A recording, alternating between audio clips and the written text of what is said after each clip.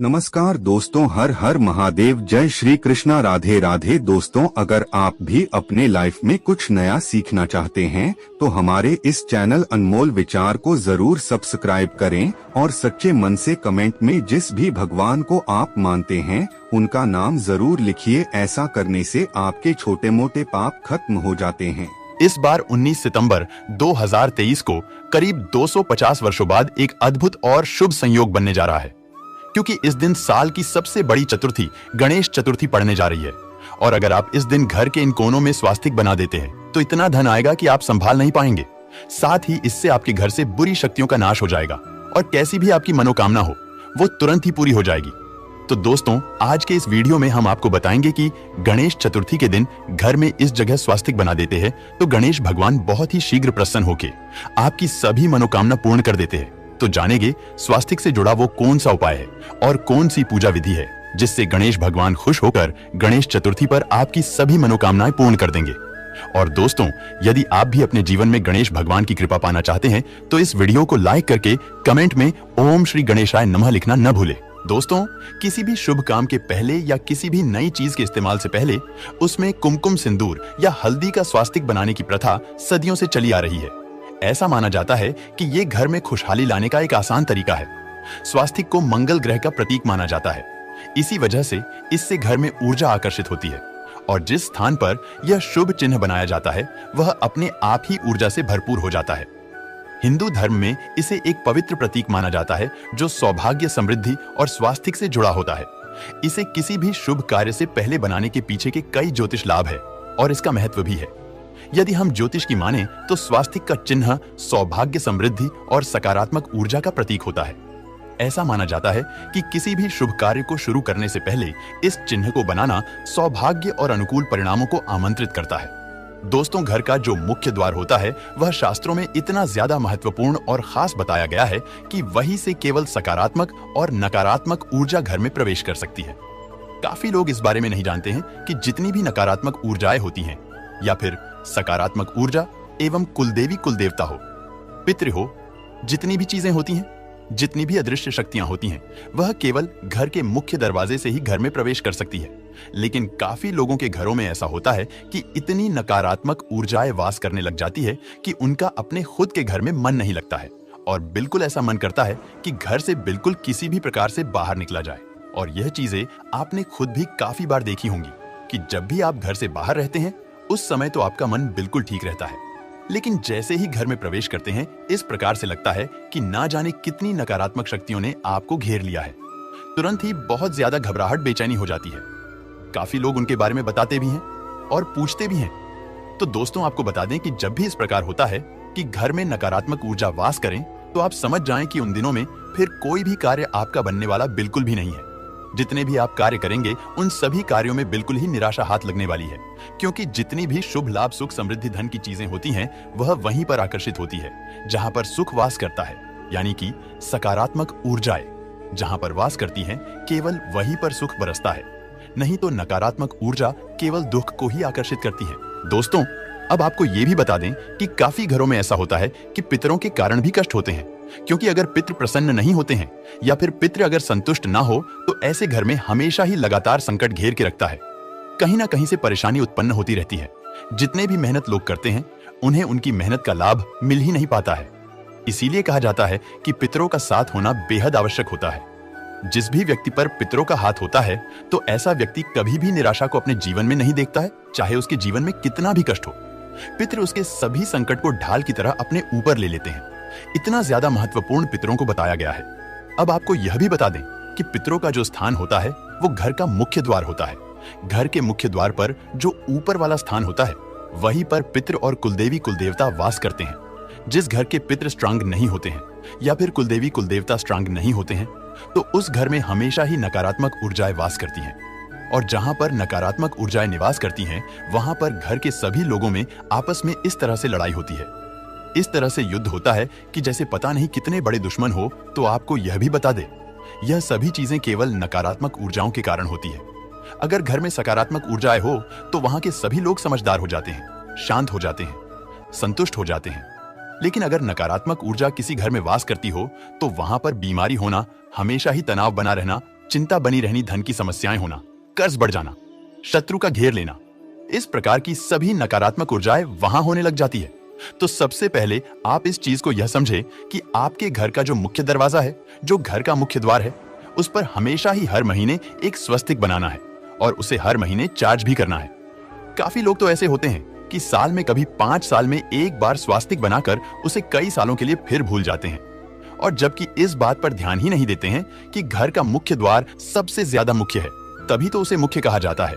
तो आप इस बात का ध्यान रखें कि स्वास्तिक को हर महीने आपको रिचार्ज करना है। स्वास्तिक के बड़े ही ज्यादा लाभ होते हैं और इसकी जितनी भी डंडियां होती है, जो इसके लेग्स होते हैं, इसमें जो स्पेस होता है, वह सभी चीजें तंत्र को दर्शाते हैं। स्वास्तिक एक प्रकार से यंत्र होता है जो सुख को आकर्षित करता है, यानी कि आपके जीवन में सुख, समृद्धि, धन, यश, वैभव, सभी चीजों को आकर्षित करने के लिए यह एक यंत्र होता है। इस बात का भी ध्यान रखा करें कि अगर आपके घर में धन की समस्याएं हैं तो केवल हल्दी से ही स्वास्तिक को बनाना है, और अगर आपके घर में बच्चे आपका कहना नहीं मानते हैं, धन की समस्याएं भी होती रहती है, तब आपको अष्टगंध का इस्तेमाल करना है या सिंदूर में चंदन मिलाकर भी स्वास्तिक घर के मुख्य द्वार पर बनाया जा सकता है। इससे बहुत ही ज्यादा लाभ मिलते हैं। यह गुप्त विधि है कि सिंदूर में आपको चंदन मिलाकर ही स्वास्तिक को बनाना है। इससे पितृ प्रसन्न होते हैं, कुलदेवी का, कुल देवताओं का साथ बना रहता है और उस घर में नकारात्मक ऊर्जाएं बिल्कुल भी प्रवेश नहीं कर पाती हैं। जिस घर में हर महीने स्वास्तिक चार्ज भी होता रहता है तो वहां पर नकारात्मक ऊर्जा प्रवेश नहीं करती है। अब दूसरी चीज आपको यह ध्यान रखनी है कि घर का जो मुखिया है और घर के मुखिया की जो डेट ऑन ऑफ बर्थ है, उसी का भाग्य अंक निकालकर आपको अपने घर के मुख्य द्वार पर अंदर की ओर लिख लेना है। और जब भी आप घर से बाहर निकलते हैं या फिर बाहर से घर में आते हैं तो बस उस अंक को रोजाना आप छूना शुरू करें। बस इतना करने मात्र से ही कुछ अंक से लाभ इतने ज्यादा जीवन में बढ़ जाते हैं कि जैसे अगर आपके जीवन में धन की समस्याएं, कर्ज की समस्याएं या फिर शत्रुओं ने आपको घेर के रखा है, तो अपने भाग्य अंक को रोज छूने मात्र से ही उस अंक से आपको इतनी शक्तियां प्राप्त होती हैं कि जो जीवन के कष्ट है वह आपके समाप्त हो जाते हैं। अब आपको यह करना किस प्रकार है, यह भी आप जान ले। दोस्तों, आपको अपनी जन्मतिथि को, यानी कि मंथ को, डेट को, ईयर को, तीनों चीजों को एक साथ कैलकुलेटर में प्लस कर देना है। 4 अंकों का डिजिट निकालिएगा, फिर चारों अंकों को भी अलग अलग करके प्लस कर देना है। बस सिंगल डिजिट आपको निकालनी है। जब तक सिंगल डिजिट नहीं निकल जाती है तब तक सभी अंकों को एक दूसरे से प्लस करते जाएं, और जब सिंगल डिजिट निकल जाती है 1 से 9 के बीच में, तो बस वही आपका भाग्य अंक है। इस अंक को अपने घर के मुख्य द्वार पर इस प्रकार से लिख ले कि घर से बाहर जाते समय इसको छुए, और जब बाहर से अंदर आए तब भी इसको रोज छुए। अब जो घर के और भी लोग हैं वो अपने लिए भी करना चाहते हैं, तो वह अपने अलग अलग कमरे में या किसी भी दीवार पर अलग किसी भी कागज पर लाल पेन से या फिर लाल स्केच पेन से अपने भाग्य अंक को लिख सकते हैं, या फिर जहां पर आप सोते हैं बस वहीं पर छोटा सा आप अपना भाग्य अंक लिखकर रख ले और उसको छूना शुरू करें। सिर्फ इतना करने मात्र से नसीब बहुत ज्यादा बलवान बनता है। और अगर आप अपने भाग्य अंक के संपर्क में रहते हैं, यानी कि अपनी सराउंडिंग को अपने भाग्य के अनुसार बनाते हैं, तो जीवन में सफलता निश्चित ही आती है।